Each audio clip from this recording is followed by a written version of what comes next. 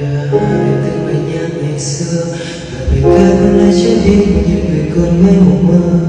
không bao vỡ khi xung quanh em là bao đời nhìn theo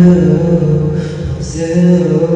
cùng với chuyện tương lai mà mình phải chia hai không thể cầm một hai trái thật sự cùng kém ai